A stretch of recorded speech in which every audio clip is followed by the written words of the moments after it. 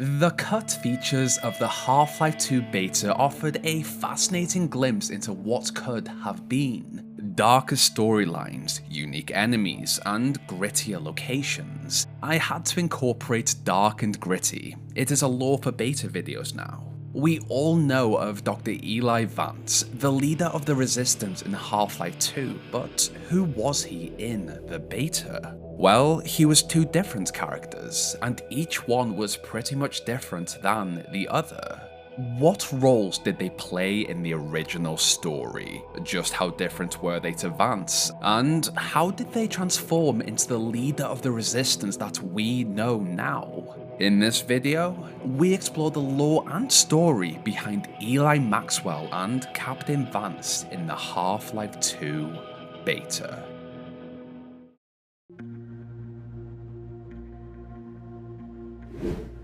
As portal storms ravaged the planet, headcrabs leapt onto shoppers from supermarket shelves, bull squids chased families from suburban houses, and ichthyosaurs materialized in the oceans. Eli Maxwell, a former Black Mesa scientist, documented it all. He recorded the arrival of the Combine, along with the sudden appearance of the Citadel. He captured the outpouring of dropships, cremators, and striders, and the 7-hour war that followed, which ended with humanity's surrender.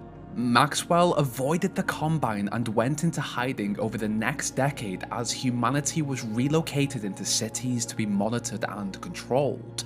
The construction of the air exchange replaced Earth's air with a noxious, murky gas, forcing parts of the population to wear gas masks just to breathe on their own world. Meanwhile, Earth's natural resources were stripped to fuel the Combine's universal conquest. The oceans were teleported off-world, leaving drained seabeds littered with beached ships and bones. Weather control granted the Combine the power to manipulate the planet's climate, and the worst part was that some of humanity aligned with them in search of a better life as members of the human arm of the Combine army. Eli Maxwell captured it all through photographs. Though he had made a home in a cave just outside of City 17, he was part of a small but growing resistance with one goal in mind: to remove the Combine from Earth. Over time, Maxwell's scrapyard filled with old human and Combine technology, vehicles, tools, and equipment. Although his cave was hidden from the Combine, it served as a safe haven for Resistance units passing through.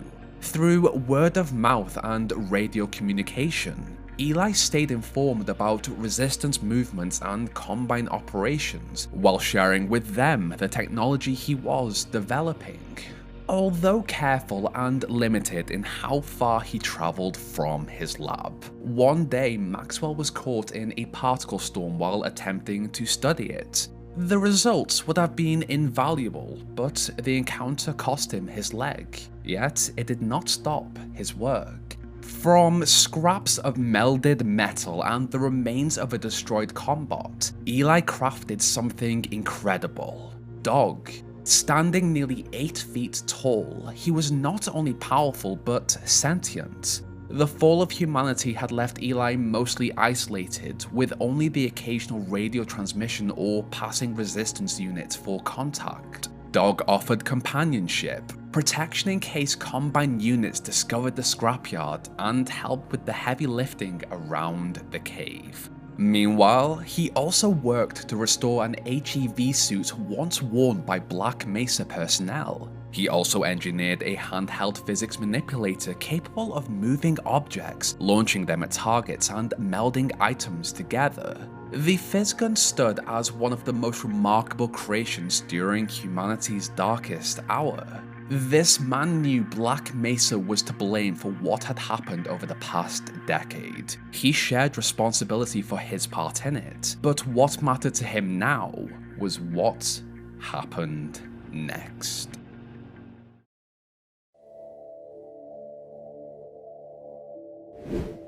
Each member of the Resistance was like a puzzle piece. Everyone had a role to play, and each was just as valuable as the next. While Eli Maxwell tinkered away in his scrapyard, Captain Vance offered his support in other ways. During the 7-Hour War, Vance was a military man with a young daughter, Alex. After the fall, the Combine gave what remained of Earth's military a choice: follow the rest into death or serve as conscripts under their rule. Vance chose to live. Unlike most of the Combine's human military force on Earth, the conscripts were not subjected to surgical or psychological alteration. Ranked just below the civil protection in the hierarchy, they obeyed out of survival. I believe Vance submitted to the Combine so he could watch over and protect his daughter. The Combine had stationed Vance and his men at one of their most vital structures on the northwestern coast, the Air Exchange, a stronghold that controlled the planet's atmosphere. He worked alongside stalkers who maintained the machinery, and combots and gunships that drifted overhead, surveying the region for intruders. Unknown to the Combine, however, Vance had spent the last decade of his service secretly aiding the Resistance, helping to organize units and train new fighters. And his daughter, Alex, having grown up with a military father who secretly aligned with the Resistance, she traversed the wasteland and helped those she encountered. Though the wasteland was dangerous, Alex was never alone on her journeys. At one point, she encountered an alien few had ever seen, a creature she named Skitch. Fast, fiercely protective, and armed with hypodermic teeth, Skitch became her companion. A Combine-controlled Earth was vast, but Alex often traveled around City 17. She visited Dr. Isaac Kleiner from time to time, though most of her days were spent in Eli's scrapyard. Over time, as he tinkered away, the two became very close. Captain Vance had established a strong force in the Resistance at the Air Exchange, a place that was very important to the Combine. He knew how their military thought, what their units were, how they operated, and how they struck back when they perceived a threat, while Eli Maxwell had designed technology that would help the Resistance when needed. They just needed a spark to trigger an uprising.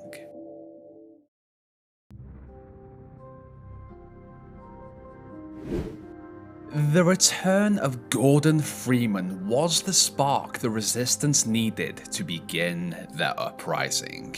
After escaping from the dark streets of City 17 thanks to Barney Calhoun and Isaac Kleiner, Freeman arrived at Eli's scrapyard. 10 years had passed since his disappearance, and the world he once knew was gone. Because Eli had documented the major events through his photographs, he offered Gordon a briefing in the form of a slideshow.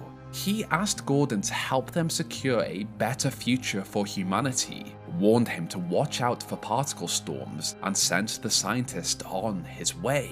Sometime later, Freeman met with Alex, and together they reached the Air Exchange on the coast. This was the moment Captain Vance had trained his men for.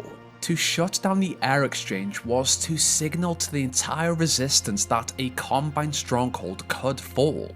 As Freeman traversed the structure towards the core, Captain Vance positioned his men to defend him. They fired on the gunships, stalkers, and additional Combine units brought in to protect the Air Exchange. This was home territory for Vance, and as gunfire erupted, Freeman reached the core and sabotaged it. This moment signaled across the wasteland that the uprising had begun.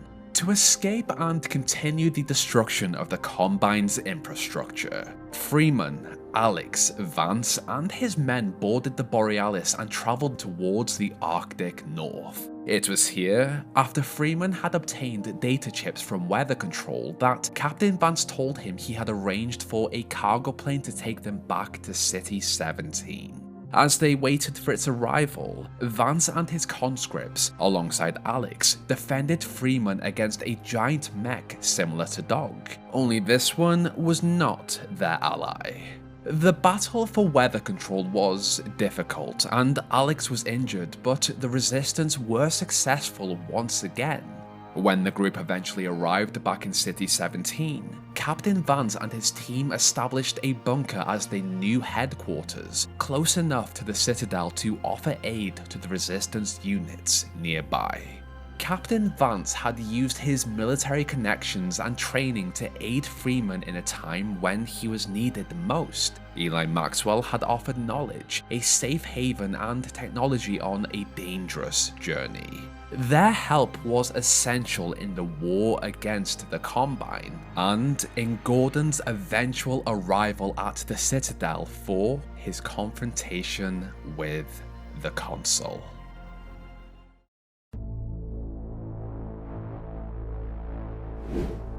These two men, Eli Maxwell and Captain Vance, each had their own story, role, and importance in the rise of the Resistance during the Half-Life 2 beta. The information gathered here comes from scripts and early ideas Valve had planned to implement. So, what happened to them?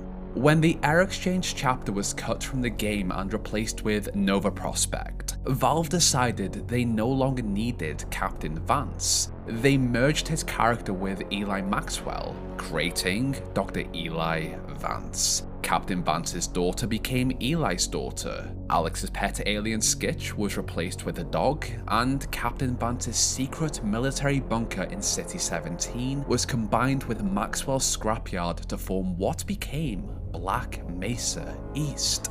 Barney Calhoun and Colonel Odessa Cubbage took over the role of the military fighters during the Uprising, while Dr. Eli Vance became the leader of the Resistance who cared deeply for his daughter. As for Captain Vance's original face, it was reused as one of the citizens of City 17. The two original characters were interesting in their own right, but the decision to merge them, in my opinion, was absolutely the correct one.